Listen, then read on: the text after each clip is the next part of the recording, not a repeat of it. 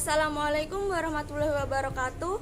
Kami dari kelompok 6 yang beranggotakan saya Safira Nur Fajriati NIM 2019-017-140, Rizky Adi Wibowo NIM 2019-017-141, dan Mai Adiati NIM 2019-017-150 akan mempresentasikan mengenai anggaran sebagai subsistem dalam perusahaan.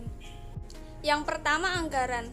Anggaran atau budget adalah rencana kuantitatif aktivitas usaha sebuah organisasi seperti pemasaran, produksi, dan keuangan. Anggaran mengidentifikasi sumber daya dan komitmen yang dibutuhkan untuk memenuhi tujuan organisasi selama periode dianggarkan. Yang selanjutnya, karakteristik anggaran. Terdapat 7 karakteristik anggaran, yaitu: pertama, anggaran mengestimasi potensi laba satuan bisnis. Kedua, anggaran dinyatakan dalam istilah moneter, walaupun jumlah moneter dapat saja ditunjang oleh jumlah non-moneter, misalnya unit yang dijual atau diproduksi. 3. Mencakup periode 1 tahun. 4. Anggaran merupakan komitmen manajemen. Manajer sepakat untuk mengemban tanggung jawab atas pencapaian tujuan yang dianggarkan.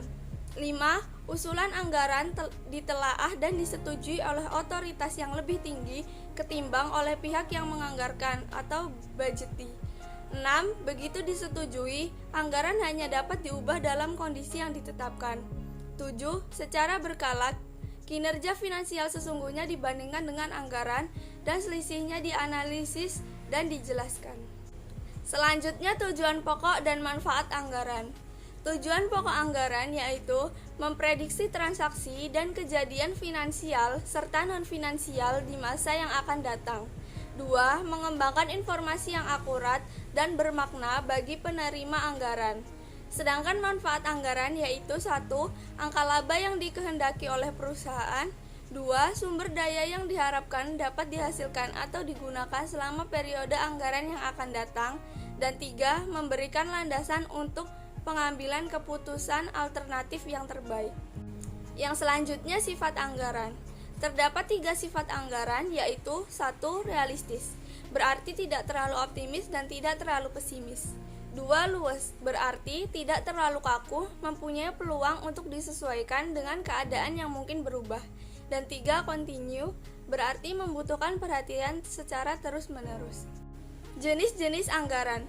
Jenis anggaran dibagi dalam 2, yaitu: 1. Berdasarkan ruang lingkup, dan 2. Berdasarkan fleksibilitas.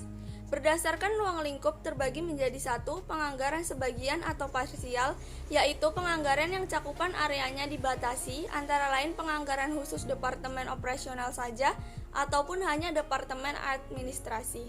2. Penganggaran menyeluruh atau komprehensif, yaitu penganggaran yang cakupan areanya meliputi semua departemen, di mana program-programnya mencakup semua kegiatan korporasi di bidang pemasaran, produksi, finansial, dan sumber daya manusia.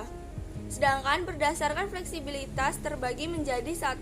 Penganggaran tidak berubah atau budget tetap, merupakan penganggaran yang disusun selama era yang telah ditentukan sesuai bobot telah ditetapkan, serta sesuai bobot itu ditetapkan jadwal atas penghasilan, biaya, dan beban.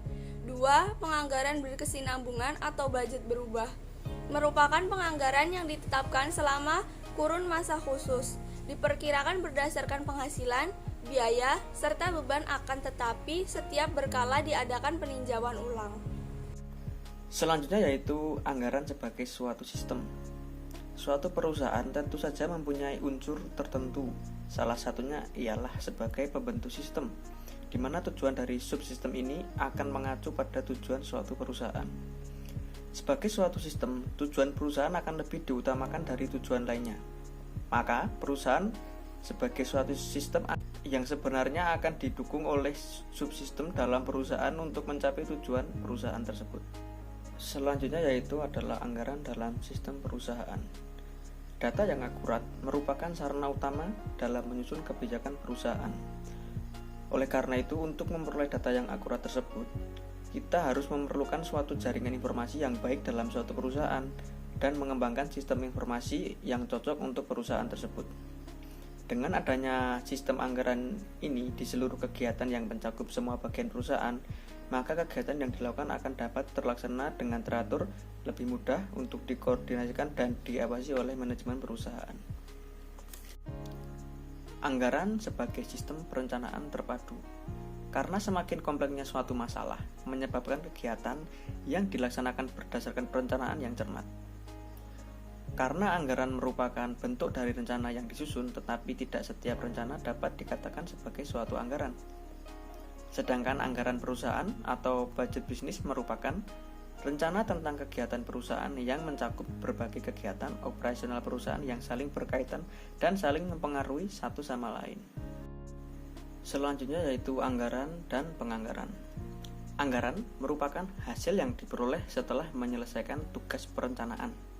Sedangkan budgeting merupakan penunjukan proses sejak dari tahap persiapan yang dimulai dengan penyusunan rencana, pengumpulan data dan informasi, pembagian tugas perencanaan, penyusunan rencana sendiri, implementasi dari rencana tersebut, sampai pada akhirnya tahap pengawasan dan evaluasi dari hasil melaksanakan rencana itu.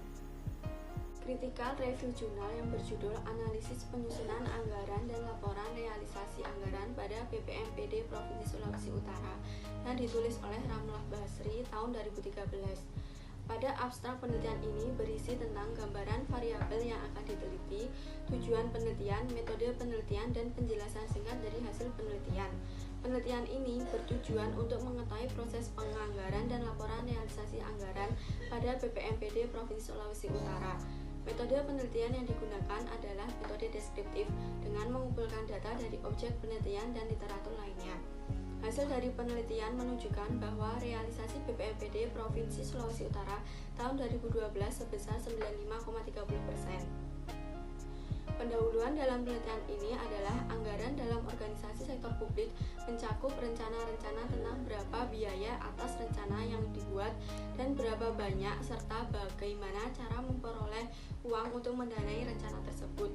Tahap penyusunan anggaran merupakan tahap yang sangat penting karena anggaran yang tidak efektif dan tidak berorientasi pada kinerja justru bisa menggagalkan program yang telah disusun sebelumnya. Pengelolaan keuangan sangat penting dilakukan oleh BPMPD Provinsi Sulawesi Utara agar anggaran yang ditetapkan untuk membiayai semua kebutuhan program yang dijalankan serta realisasinya dapat sesuai dengan anggaran yang ditetapkan.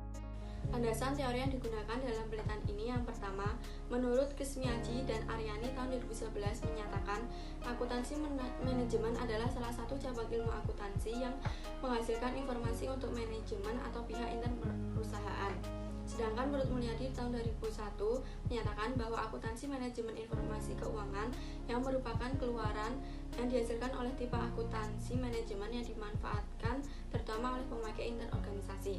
Yang kedua, menurut Lombagia tahun 2007 menyatakan bahwa sistem akuntansi manajemen merupakan sistem informasi yang menghasilkan output dengan menggunakan input dari berbagai proses yang diperlukan untuk memenuhi tujuan manajemen.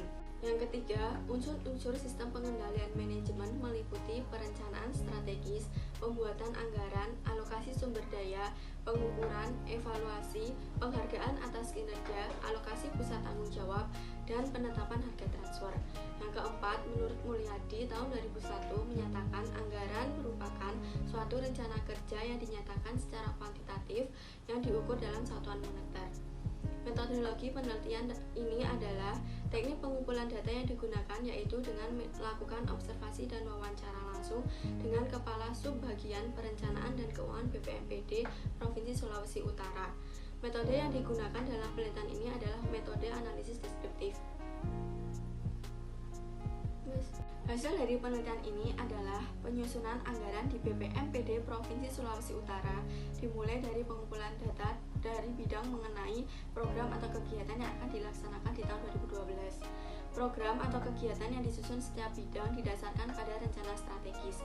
BPMPD Sulawesi Utara yang memberikan gambaran dan arahan kebijakan serta strategi pembangunan pada tahun 2010-2015 sebagai tolak ukur dan alat bantu dalam melaksanakan tugas dan fungsi BPMPD Sulawesi Utara dalam penyelenggaraan tugas pemerintahan di bidang urusan pemberdayaan masyarakat dan pemerintahan desa.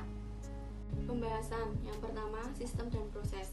Tahapan dan jadwal proses penyusunan APBD BPMPD Provinsi Sulawesi Utara telah sesuai dengan Peraturan Menteri Dalam Negeri Nomor 13 Tahun 2006 tentang Pedoman Pengelolaan Keuangan Daerah dan Peraturan Menteri Dalam Negeri Nomor 22 Tahun 2011 tentang Pedoman Penyusunan Anggaran Pendapatan dan Belanja Daerah Tahun Anggaran 2012, mulai dari penyusunan rencana kerja pemerintah daerah KUAA atau PPAS sampai dengan rencana kerja anggaran satuan kerja perangkat daerah. Yang kedua, analisis realisasi anggaran. Penyajian laporan realisasi anggaran BPMPD Provinsi Sulawesi Utara tahun 2012 telah berdasarkan pernyataan standar akuntansi pemerintah nomor 2 tentang laporan realisasi anggaran berbasis kas. Laporan realisasi anggaran tahun 2012 dapat dilihat pencapaian anggaran BPMPD Provinsi Sulawesi Utara hanya mencapai 9,30% dikarenakan hal-hal sebagai berikut. Yang pertama, belanja pegawai tidak mencapai 100%, diakibatkan tidak terbayarnya gaji dan pembayaran tunjangan kinerja daerah. Karena ada beberapa pegawai yang telah memasuki usia pensiun dan pindah ke SKPD lain. Selain itu juga ada kegiatan yang belanja honorarium tidak terbayar semua. Yang kedua, oleh karena adanya efisiensi penggunaan anggaran untuk beberapa kegiatan dan belanja, maka belanja barang, belanja peralatan, dan mesin realisasi fisiknya selesai 100% dan realisasi keuangannya tidak. Kesimpulan penelitian ini yang pertama, penyusunan anggaran pada Badan Pemberdayaan Masyarakat dan Pemberdayaan Desa Provinsi Sulawesi Utara telah sesuai dengan Peraturan Menteri Dalam Negeri Nomor 13 Tahun 2006 tentang Pedoman Pengelolaan Keuangan Daerah dan Peraturan Menteri Dalam Negeri Nomor 22 Tahun 2011 tentang Pedoman Penyusunan Anggaran Pendapatan dan Belanja Daerah Tahun Anggaran 2012 baik dari proses maupun jadwal atau waktu penyusunan anggaran. Yang kedua, pembahasan KUA dan PPAS dengan TAPD tidak diikuti oleh semua bidang yang ada di BPMPD Provinsi Sulawesi Utara. Yang ketiga, realisasi anggaran Badan Pemberdayaan Masyarakat dan Pemerintahan Desa Provinsi Sulawesi Utara tahun 2012 sebesar 95,30%. Keterbatasan dari penelitian ini yaitu narasumber yang diwawancara hanya Kepala Subbagian Perencanaan dan Keuangan BPMPD Provinsi Sulawesi Utara, sehingga memungkinkan informasi yang didapatkan kurang merepresentasikan data yang digunakan. Implikasi dari penelitian ini yaitu dapat memberikan informasi bagi pembaca tentang tahapan dan proses dalam penyusunan anggaran dan laporan realisasi anggaran pada BPMPD Provinsi Sulawesi Utara. Selain itu, penelitian ini dapat dijadikan sebagai bahan evaluasi bagi BPMPD Sulawesi Utara.